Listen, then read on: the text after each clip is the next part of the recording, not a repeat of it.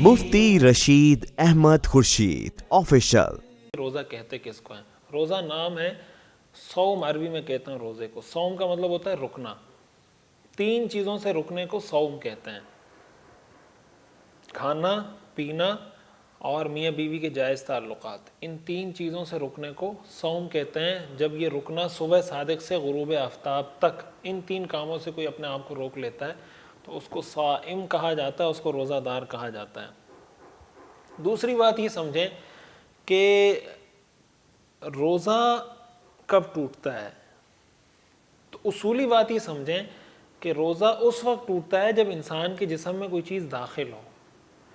اگر انسان کے جسم سے کوئی چیز نکلتی ہے تو نکلنے سے روزہ نہیں ٹوٹتا۔ مثال کے طور پر کہیں سے خون نکل رہا ہے، کسی نے خون دیا، کسی کو کوئی زخم چوٹ لگی اس کو خون نکل گیا، یا کسی کو الٹی آئی الٹی ہو گئی اس کو، تو اس طرح کی جو چیزیں جن کی وجہ سے انسان کے جسم سے کوئی چیز نکلتی ہے اس سے روزہ نہیں ٹوٹتا۔ روزہ ان چیزوں سے ٹوٹتا ہے جو انسان کے جسم میں جاتی ہیں۔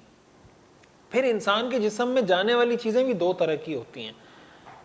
ایک وہ چیز ہوتی ہے جس کو کہا جاتا ہے کہ منفذ اصلی سے کسی چیز کا جسم میں داخل ہونا۔ منفذ اصلی کا مطلب ہے کہ انسان کے منہ سے کوئی چیز انسان کے جسم میں چلی جائے، انسان کے ناک سے انسان کے جسم کے اندر چلی جائے، یا انسانی شرمگاہ سے کوئی دوائی کوئی چیز انسان کے جسم میں پہنچائی جائے اور وہ معدے میں پہنچ جائے۔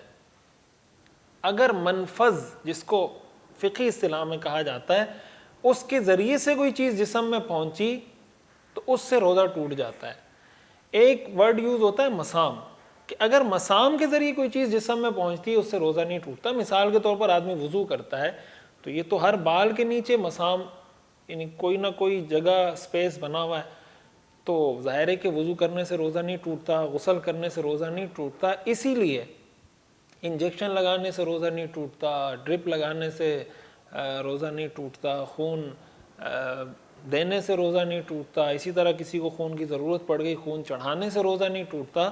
وجہ اس کی یہ کہ یہ جو انسان کے جسم میں چیز جا رہی ہے یہ منفذ کے ذریعے نہیں جا رہی بلکہ یہ مسام کے ذریعے جا رہی ہے، لہٰذا اس سے بھی روزہ نہیں ٹوٹتا۔ یہ 2 اصولی باتیں اگر آپ سمجھ لیں تو بہت سارے مسائل سمجھنا آپ کے لیے آسان ہو جائے گا۔ سب سے پہلی بات جن چیزوں سے روزہ ٹوٹ جاتا ہے وہ 3 کام ہیں۔ انسان کچھ کھا لے، کچھ پی لے، یا ہم بستر